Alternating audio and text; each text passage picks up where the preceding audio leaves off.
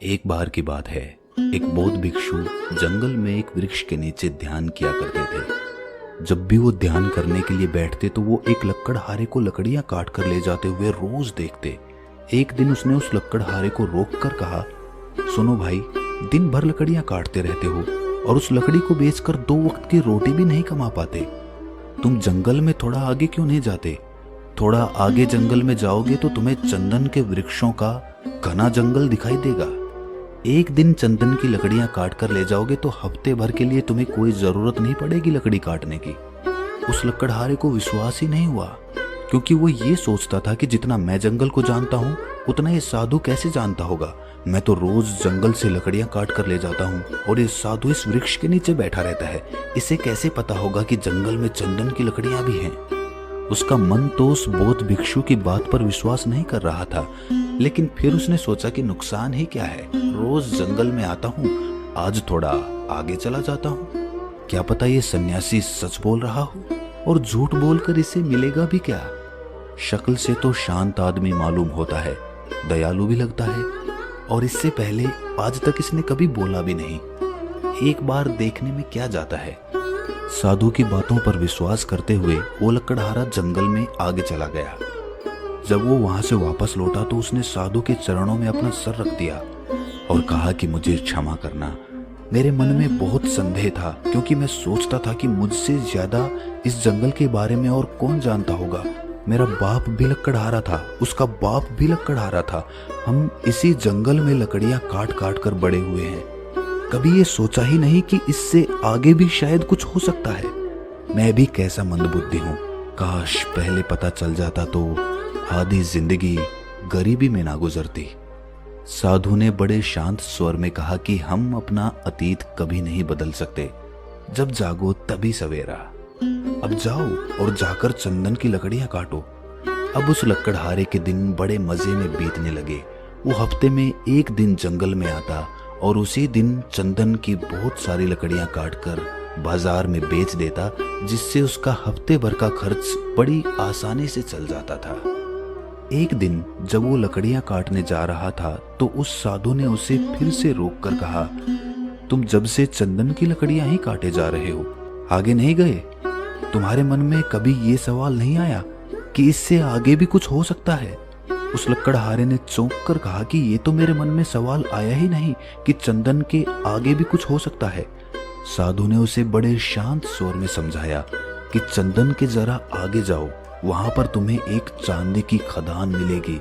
लकड़ियां काटना छोड़ो, एक दिन उस खदान में से चांदी ले जाओगे तो 2-4 महीने के लिए तुम्हारा काम बन जाएगा। सन्यासी के चरणों में प्रणाम करते हुए वो लकड़हारा सीधा चांदी की खदान वाले रास्ते पर चल पड़ा। जब वो सन्यासी के बताए हुए पते पर पहुंचा तो देखकर हैरान रह गया। वहां पर सचमुच एक चांदी की खदान थी। वो लकड़हारा तो ये देखकर खुशी से पागल ही हो गया। अब वो लकड़हारा 4-5 महीने में एक बार जंगल में आता, चांदी लेता और 4-5 महीने आराम से रहता। ऐसे ही एक दिन जब वो लकड़हारा चांदी लेने के लिए जंगल में जा रहा था तो वही साधु उसे फिर से एक पेड़ के नीचे बैठा हुआ दिखा। उस साधु ने लकड़हारे से कहा कि थोड़ा और आगे जाओ, वहां पर तुम्हें सोने की खदान मिलेगी। जब वो लकड़हारा चांदी की खदान से थोड़ा आगे गया तो सचमुच वहां पर एक सोने की खदान थी। इतना सोना जो उसकी पूरी जिंदगी बदल सकता था। सोने की खदान हाथ लग जाने के बाद वो लकड़हारा साल में एक बार जंगल में आता और साल भर आराम से अपना जीवन जीता। एक दिन जब सोना लेने के लिए वो लकड़हारा सोने की खदान की तरफ जंगल में जा रहा था तो वही साधु से फिर से मिल गया।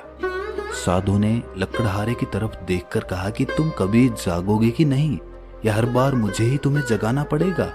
तुम्हारे मन में जिज्ञासा नहीं उठती कि आगे चलकर देखूं कि जंगल में और क्या है? लकड़हारे ने हाथ जोड़कर कहा कि मैं तो मंद बुद्धि ठहरा, मेरे मन में ये सवाल कभी आया ही नहीं। मुझे लगता था कि सोने से बड़ा और क्या हो सकता है। फिर साधु ने कहा कि अरे भोले इंसान, सोने की खान से आगे जाकर देख, वहां तुझे हीरे की खदान मिलेगी। जब वो लकड़हारा वहां पर पहुंचता है तो उसे अपनी आंखों पर यकीन ही नहीं होता। वहां पर सचमुच एक हीरे की खदान थी। अब वो लकड़हारा एक बार हीरे ले जाता और कई सालों बाद जंगल में आता। समय के साथ वो लकड़हारा भी बूढ़ा हो गया था। एक दिन जब वो हीरे लेकर जंगल से वापस आ रहा था तो उसी पेड़ के नीचे उसे फिर से वही साधु मिला। साधु ने उसे देखते ही पूछा कि अरे भाई, कुछ और भी चाहिए या तुम्हारे मन की तृप्ति हो चुकी है?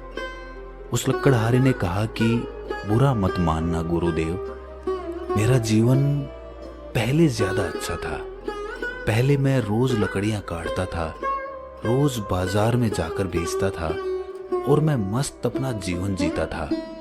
जब से आपने खदान के बारे में बताना शुरू किया है, मैंने जीवन में मेहनत करना ही बंद कर दिया और मेरा शरीर तरह तरह की बीमारियों से ग्रस्त होता चला गया। मैं कभी कभी सोचता हूँ कि अगर मैं रोज जंगल में लकड़ियां काटता रहता तो मेरे शरीर में बीमारियां तो नहीं होती। शायद मैं गरीबी में जीता लेकिन मेरा शरीर तो स्वस्थ रहता। ये सुनकर वो सन्यासी जोर जोर से हंसते हुए बोला कि कभी तुमने ख्याल नहीं किया कि हीरे से आगे और क्या हो सकता है? तुम हीरे पर ही अटक गए। ये सुनकर लकड़हारे ने कहा कि हीरे से ज्यादा मूल्यवान इस दुनिया में और क्या हो सकता है? मुझे तो कुछ समझ में नहीं आता। आप ही इसका उत्तर देने की कृपा करें। ये सुनकर उस सन्यासी ने कहा कि हीरे के आगे मैं हूं। क्या तुझे कभी ख्याल नहीं आया कि ये आदमी मस्त यहाँ बैठा रहता है जिसे पता है कि हीरों की खदान कहाँ पर है? तुम्हें कभी आश्चर्य नहीं हुआ कि इसे हीरे की खदान के बारे में पता है लेकिन फिर भी ये हीरे नहीं भर रहा है? शायद इसको कुछ हीरे से भी ज्यादा मूल्यवान मिल गया होगा, तभी तो ये हीरे इकट्ठे नहीं कर रहा है। ये सुनकर वो लकड़हारा उस सन्यासी के पैरों में गिर पड़ा और रोते हुए बोला कि ये तो मैंने कभी सोचा ही नहीं। सबसे ज्यादा मूल्यवान वस्तु मेरे सामने थी और मैं उसे कभी देख ही नहीं पाया। मैं कभी सोच ही नहीं पाया कि जिसने हीरे जवाहरात तक छोड़ दिए, शायद उसने कुछ इनसे भी ज्यादा मूल्यवान पा लिया होगा। मैंने कभी आपसे पूछा तक नहीं कि इनसे ज्यादा मूल्यवान और क्या हो सकता है। मेरी मूर्खता पर मुझे रोना आ रहा है। कृपया करके अब मुझे बताने की कृपा करें कि सबसे ज्यादा मूल्यवान क्या है और ऐसा आपको क्या मिल गया जिसके बाद आपकी धन दौलत में भी कोई रुचि नहीं रही? ऐसा क्या है? ऐसा क्या हो सकता है? ये सुनकर सन्यासी ने शांत भाव से मुस्कुराते हुए उत्तर दिया कि सबसे ज्यादा मूल्यवान ध्यान होता है। ध्यान करते करते जब तुम समाधि की अवस्था में पहुंचते हो तो तुम्हें अपने अंदर के खजाने के बारे में पता चलता है। वो खजाना पता चल जाने के बाद आपकी बाहरी खजाने में कोई रुचि नहीं रह जाती। वो खजाना परमानंद का होता है। जिस प्रकार तुम जंगल में आगे बढ़कर नहीं देख रहे थे कि आगे कोई खदान भी हो सकती है, चंदन की लकड़ियां भी हो सकती है या हीरे की खदान भी हो सकती है, तुमने कभी नहीं सोचा। उसी प्रकार एक इंसान अपने अंदर उतरकर ये कभी नहीं देखता कि उसके अंदर कितनी खदान भरी हुई है, कितने खजानों का वो मालिक है। उसे कभी पता ही नहीं होता। उससे जीवन भर पता नहीं चल पाता क्योंकि अपने भीतर उतरने से वो डरता है। उसे साहस चाहिए, कोई चाहिए जो उसका हाथ पकड़कर उसे उसकी अंतर यात्रा पर ले जा सके। लेकिन एक गुरु तुम्हें रास्ता दिखा सकता है, उस पर चलना तो तुम्हें खुद ही होगा। मैं तुम्हें हीरे की खदान का पता बता सकता हूँ, लेकिन उस खदान के रास्ते पर चलना तुम्हें ही होगा। अगर तुम्हारी रुचि नहीं होगी उस खदान को खोजने की तो तुम उस खदान तक कभी नहीं पहुंच पाओगे। इसीलिए सबसे पहले अपने अंदर वो रुचि पैदा करो, अपने अंदर ये जिज्ञासा पैदा करो कि मेरे अंदर क्या क्या खजाने छुपे हुए हैं। बाहरी धन तो तुमने बहुत इकट्ठा कर लिया, अब जरा भीतर की ओर मुड़ जाओ। उस लकड़हारे ने उस सन्यासी से पूछा कि हे गुरुवर, चाहता तो मैं भी हूँ ध्यान लगाना, चाहता तो मैं भी हूँ कि मुझे भी पता चले कि मेरे भीतर क्या क्या खजाने हैं, लेकिन ध्यान कैसे लगाएं? ध्यान लग ही नहीं पाता है। इसका उत्तर देते हुए सन्यासी ने कहा कि जब तक तुम ध्यान से भी कुछ पाने की कोशिश करते रहोगे तब तक तुम्हारा ध्यान नहीं लग पाएगा। याद रखना, ध्यान में अपना लालच, अपनी महत्वाकांक्षा कभी मत लेकर आना। ध्यान लगाने बैठो तो सब कुछ खो देने के लिए ये सोचकर बैठो कि जो कुछ मेरे पास है उसको मैं खो देना चाहता हूँ। अपना अहंकार, अपनी ईर्ष्या, अपना गुस्सा, सब कुछ मैं छोड़ देना चाहता हूँ, सब कुछ मैं त्याग देना चाहता हूँ। जब इस भाव से तुम बैठोगे तो तुम्हें ध्यान के चमत्कारिक फायदे मिलेंगे। लेकिन अगर तुम फायदा पाने के लिए ध्यान करोगे तो तुम खाली हाथ लौट जाओगे। तुम्हें ध्यान खोखला लगेगा, तुम्हें लगेगा कि ध्यान मिथ्या है, उससे कुछ भी फर्क नहीं पड़ता, उससे हमारे अंतर्मन पर कोई प्रभाव नहीं पड़ता। इसीलिए सबसे पहले अपने मन को तैयार करो, अपने मन पे से सारा बोझ हटाने के लिए ध्यान करो, ना कि कुछ पाने के लिए ध्यान करो। ध्यान करने की सबसे सरल विधि तुम चुनो, अपनी सांसों पर ध्यान लगाना शुरू करो।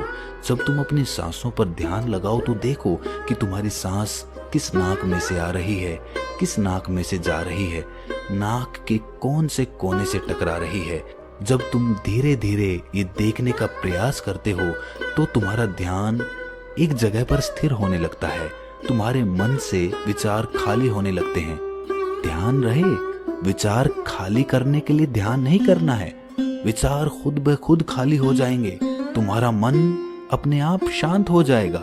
लेकिन इसके विपरीत अगर तुम मन को शांत करने के लिए ध्यान करोगे तो ध्यान से कुछ भी हासिल नहीं होगा। ये बड़ी बारीक बात है, इसको समझ लेना जरूरी है, क्योंकि ज्यादातर लोग ध्यान से कुछ पाने के लिए ध्यान करना चाहते हैं। और एक बार जब तुमने अपना ध्यान एक जगह पर टिकाना सीख लिया तो उसके बाद तुम किसी भी काम को बड़ी आसानी से कर पाओगे। तुम्हारा ध्यान इधर उधर विचलित नहीं होगा। जब तुम किसी काम को करोगे तो तुम्हारे दिमाग में इधर उधर के विचार नहीं आएंगे, तुम्हारा पूरा ध्यान, पूरा मन एक जगह पर टिका रह पाएगा।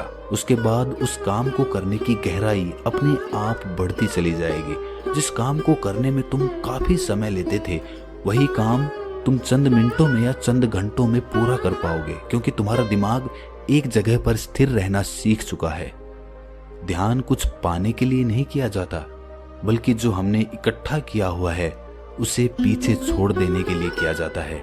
हम अपने जीवन में नाना प्रकार की वासनाएं, महत्वाकांक्षाएं, भावनाएं पाल लेते हैं जो जीवन भर हमारे साथ चलती रहती हैं।